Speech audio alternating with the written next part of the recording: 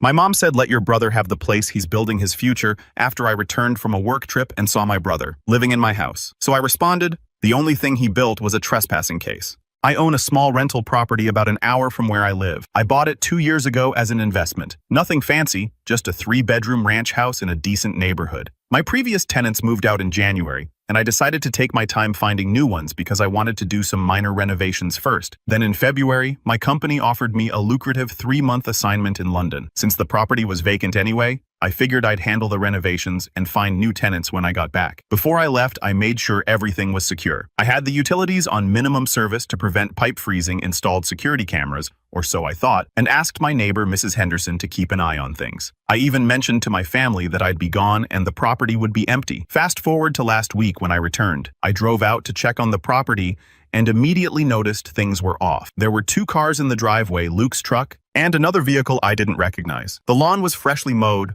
which was strange. When I tried to unlock the front door, my key didn't work. I knocked and imagine my shock when Luke answered the door like he owned the place. He was wearing slippers and holding a coffee mug with Home Sweet Home printed on it. Leo, he said with his huge grin. Welcome back, little brother.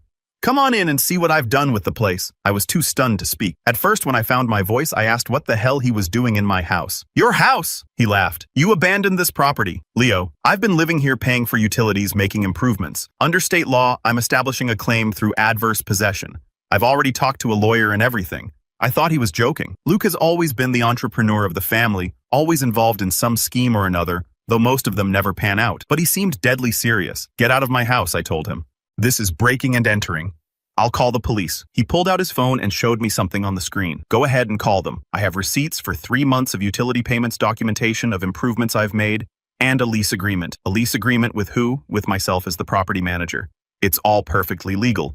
Leo, you abandoned this property and I'm claiming it through adverse possession. My lawyer says I have a strong case, especially since you've been out of the country and made no effort to maintain or monitor the property. I was seeing red at this point. I was on a work assignment. The property wasn't abandoned. It was temporarily vacant. That's not how the law sees it, he said, still smiling. You left it empty and deteriorating. I moved in, made improvements, and established residency. I'm not some random squatter.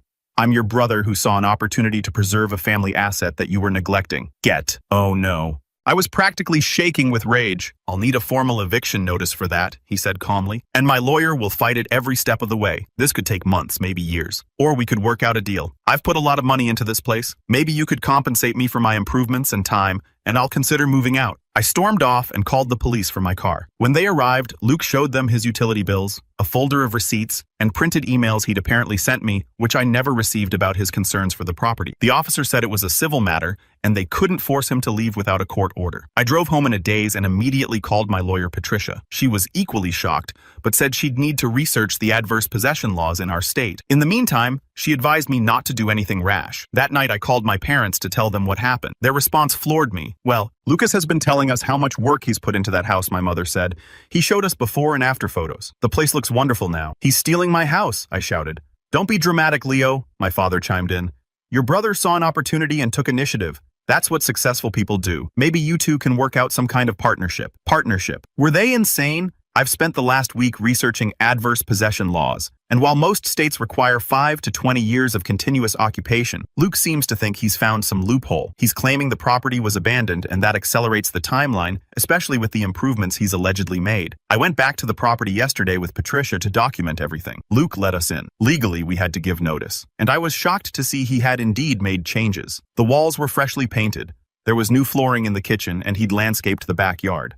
He had receipts for everything, thousands of dollars worth of improvements. See, he said proudly, I've increased the property value by at least $30,000. You should be thanking me. Patricia pulled me aside and said this was more complex than she initially thought. While Luke probably doesn't have a legitimate adverse possession claim, yet his improvements and establishment of residency make this a complicated eviction case. She recommended I hire a real estate attorney who specializes in property disputes. The worst part I found out from Mrs. Henderson, that Luke moved in literally the day after I left for London. He told her I'd asked him to house sit and manage some renovations.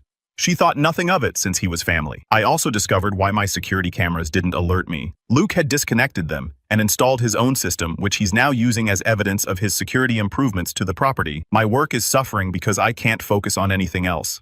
I've already spent $2,000 on legal consultations, and Patricia estimates the eviction process could cost me $10,000 to $20,000 if Luke fights it aggressively, which he's indicated he will. Luke has now sent me a formal letter through his lawyer offering to settle for $50,000, essentially asking me to pay him to leave my own house. The letter details all his improvements and includes a threat to pursue his adverse possession claim if I don't comply. I'm at my wit's end.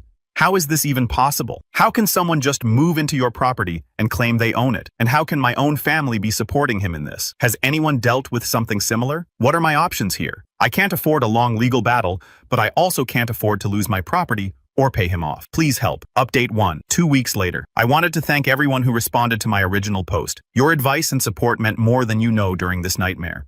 I have an update, and unfortunately things have gotten worse. Following many of your suggestions, I hired a specialized real estate attorney, James Morrison, who has experience with adverse possession and squatter cases. He reviewed all the documentation and gave me both good and bad news. The good news, Luke doesn't have a valid adverse possession claim. In our state, adverse possession requires continuous occupation for a minimum of 7 years, and the occupation must be hostile, without permission, actual, open, and notorious, and exclusive. Luke has only been there 3 months, and no amount of improvements changes that timeline. The bad news, Luke has been smarter than I gave him credit for. Here's what we've discovered. 1. The fake paper trail. Luke created an elaborate false documentation trail. He fabricated emails to my work email, which he knew I rarely check while abroad, expressing concern about the property's condition. He even created a fake email address, similar to mine, and had conversations with himself about property management. He printed all these out as evidence that he tried to communicate with me. 2. The improvement scam. Remember those receipts for improvements? My attorney had a contractor review them. While Luke did make some improvements, he vastly inflated the costs. The $30,000 in improvements was maybe $8,000 in actual work and material. Some receipts were completely fabricated. He photoshopped legitimate receipts from home improvement stores, changing dates and amounts. 3. The tenant complication. This is where it gets really twisted. Luke didn't just claim to be managing the property. He actually rented out 2 of the bedrooms to tenants. He's been collecting $600 per month from each of them, pocketing $1,200 per month of my rental income. These tenants have legitimate lease agreements signed by Luke as the property manager and have no idea about our dispute. They're innocent parties who've been paying rent and have tenant rights. 4. The utility manipulation. Luke put all utilities in his name and has been paying them. But here's the kicker. He's been deliberately running up the bills. He's keeping the heat at 78 degrees in summer, running appliances constantly, and I suspect he's even mining cryptocurrency based on the electrical usage. He plans to sue me for these inflated utility costs if I evict him. 5. The insurance fraud. He filed a claim on my homeowner's insurance for water damage that occurred while I was gone. He pocketed the $5,000 payout and did minimal repairs. I only found out when my insurance company contacted me about the rate increase. The eviction process has begun, but it's complicated by the presence of the innocent tenants. My lawyer says we need to handle their situation carefully to avoid additional lawsuits. Luke, meanwhile, has lawyered up with Sarah Collins, apparently a notorious attorney in our area who specializes in creative property law interpretations. Last week, we had our first court hearing. Luke showed up in a suit looking every bit the responsible property manager. He presented his case eloquently, claiming he rescued an abandoned property that was becoming a neighborhood eyesore. He actually brought photos showing the property right after I left, when it was perfectly fine, that he'd edited to make it look deteriorated, darkened windows, added digital weeds to the lawn, etc. The judge didn't buy the adverse possession claim, but seemed sympathetic to Luke's improvements argument. She ordered a full accounting of all expenses and improvements with a court-appointed assessor to determine actual values. This means more delays and more legal fees. The family situation has exploded. After the hearing, I confronted my parents again. This time, I brought Patricia as a witness. The truth finally came out. Luke has been giving our parents $500 per month from the rental income, telling them it was from his property management business. They thought he was finally becoming successful and didn't want to question it. When I explained the full situation, my mother broke down crying. My father, however, doubled down. So what if he bent a few rules? He said, "At least he's showing initiative. You left the country for months, Leo." Luke saw an opportunity to steal from me. I shouted, "You have other properties." My father said, "You're doing well. Why can't you help your brother get started?" That's when I realized something that made my blood run cold. Other properties. I only have the one rental. My father looked confused. Luke said, "You have 3 rental properties." He showed us the listings. My heart dropped. I don't have 3 properties, but I had been looking at 2 other investment properties before my London trip. I'd saved the listings, done some initial research, even driven by them. Had Luke somehow accessed my computer, I rushed home and checked my files. Sure enough, my backup laptop, which I'd left at my apartment, showed signs of access. My browser history had been cleared, but I found cached pages showing Luke had logged into my real estate accounts, my email, even my banking apps. He'd been monitoring my property searches, my finances, everything. That night, Luke texted me, "I know about the properties on Maple Street and Jefferson Avenue. Shame to let those opportunities go to waste while you're playing corporate ladder in London. Maybe we should discuss a partnership after all." I immediately called James Morrison. He said this was escalating beyond a simple eviction case into potential criminal territory, identity theft, fraud, extortion. He recommended I file a police report and consider getting a restraining order. But here's where it gets even worse. Yesterday, I received a call from Barbara Chen, who owns the property on Maple Street that I've been interested in. "Mr. Leo," she said, "I wanted to confirm our meeting next week about the purchase agreement." I had never contacted Barbara Chen. I had never made an offer on her property. "I think there's been a misunderstanding," I said carefully. "Your brother Luke said you're partners now and that he's handling the acquisition. He provided all your financial documents and proof of funds. We're scheduled to close in 30 days. My hands were shaking. "Mrs. Chen, I need you to stop all proceedings immediately. Luke is not my partner and has no authority to act on my behalf." She was silent for a moment, "But he has power of attorney documents with your signature." I hung up and immediately called James. Then I called the police. Then I threw up. Luke has forged power of attorney documents. He's attempting to purchase properties in my name, probably planning to use the same adverse possession scheme on them. Or worse, he might be planning to take out mortgages in my name and disappear with the money. I've now hired a criminal attorney in addition to the real estate attorney. I've frozen my credit, changed all my passwords, and installed security cameras around my own apartment. I've also discovered Luke has been telling people around town that we're business partners and that I'm the silent investor while he handles operations. The eviction case is ongoing, but it's now the least of my concerns. I'm looking at potential identity theft, fraud, and forgery charges against my own brother. The forensic accountant I hired estimates Luke has already cost me close to $40,000 in legal fees, lost rent, fraudulent insurance claims, and damages. I haven't slept properly in weeks. I've lost 15 pounds. My work performance is suffering so badly that my boss has suggested I take a leave of absence.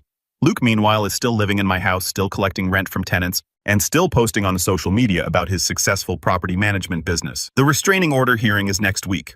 Luke has indicated he'll fight it, claiming I'm trying to sabotage his legitimate business operations. He's even countersued me for defamation, claiming my false accusations are damaging his reputation and business prospects.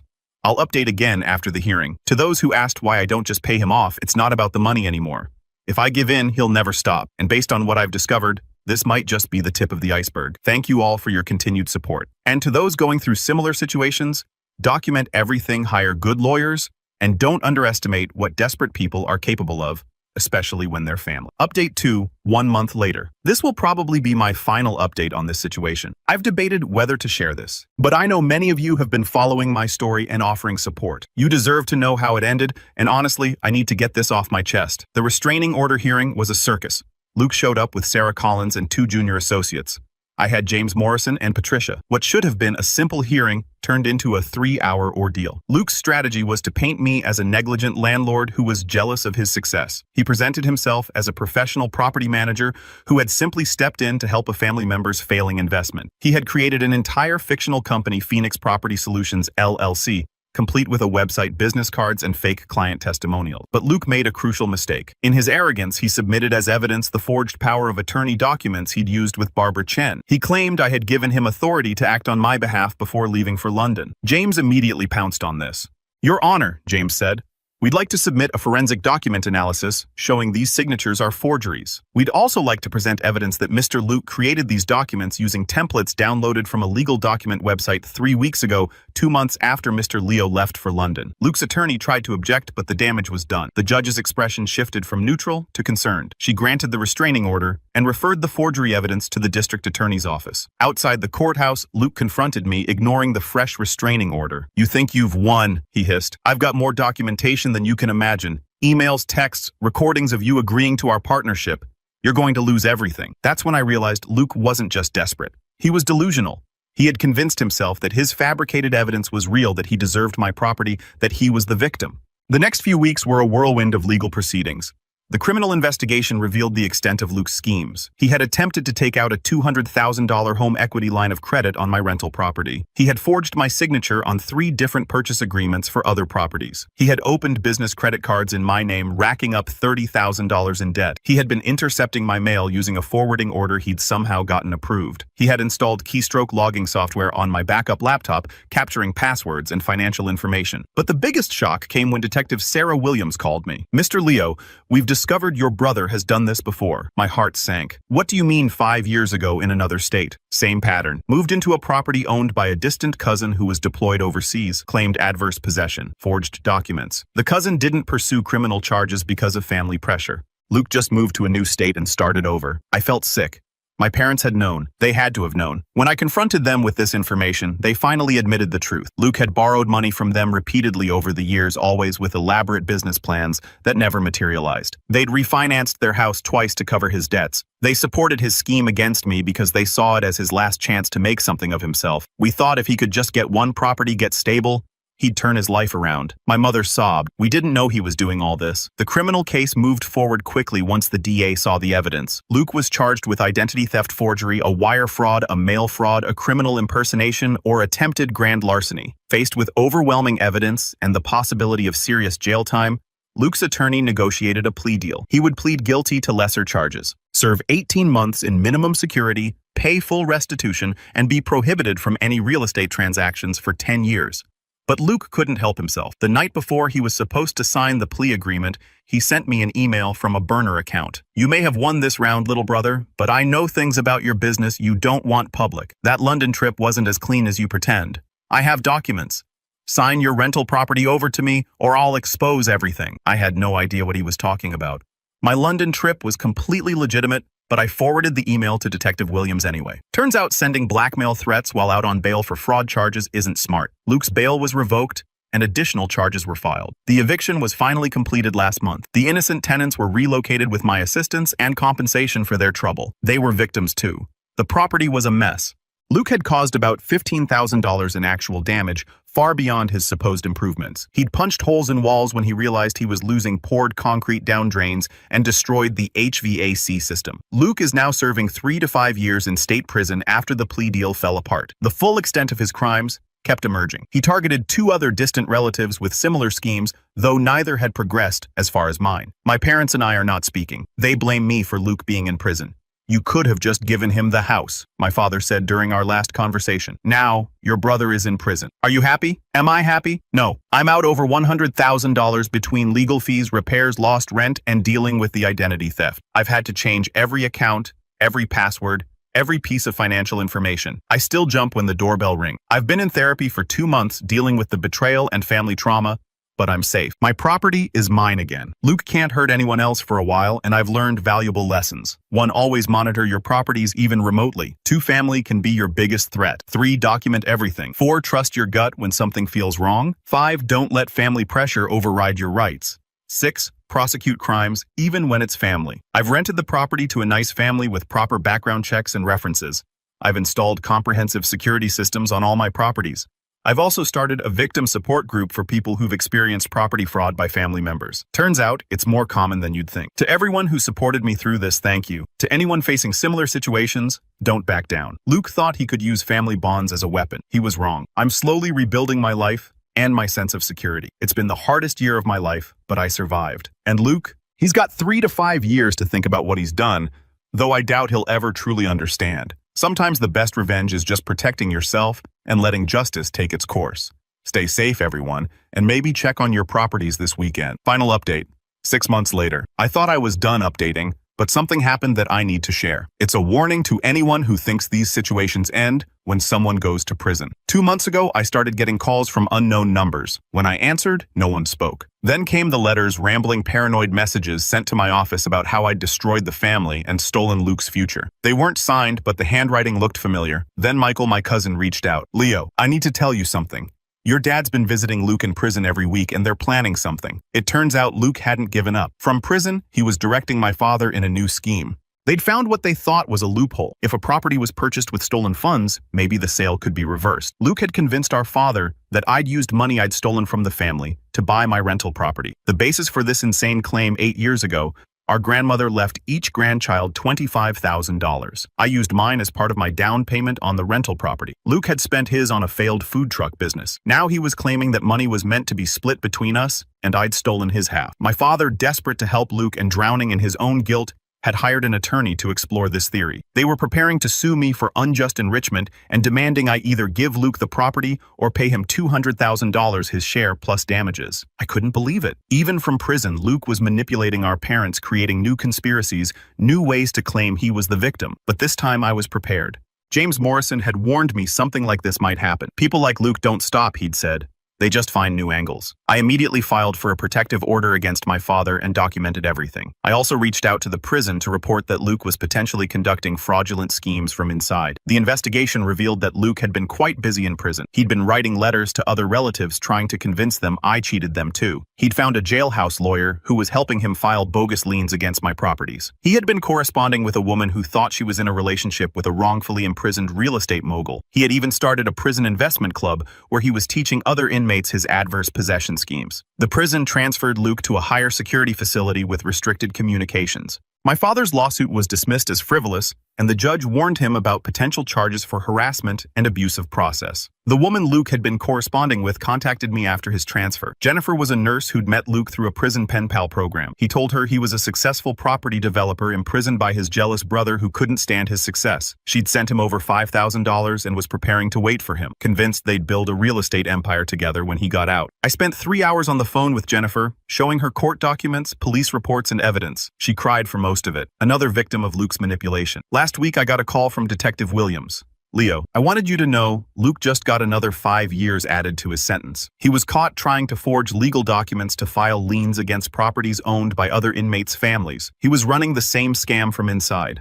I wish I could say I felt vindicated, but I just felt tired and sad. Luke will now be in prison for 8 to 10 years total, and I doubt he'll change. My parents have lost both sons, one to prison, one to justified estrangement. They're in their 70s now, broken by their enabling of Luke and the destruction it caused. I've moved to a different city. I still own the rental property, but I've hired a property management company to handle it. I can't drive by it without feeling sick. My therapy has helped, but the trauma of having family try to destroy you doesn't just go away. To those who asked why I shared such detail, it's because these situations are complex, messy, and don't follow the clean narrative we see in movies. Victims often face years of continued harassment, manipulation, and schemes. Family makes it 1,000 times worse. If you're facing something similar, please get therapy early. Document obsessively and don't assume it ends with an arrest. Be prepared for flying monkeys, family members who do the abuser's bidding, consider relocating if necessary, and never underestimate someone's capacity for delusion and manipulation. Luke cost me more than money. He cost me my family, my sense of security,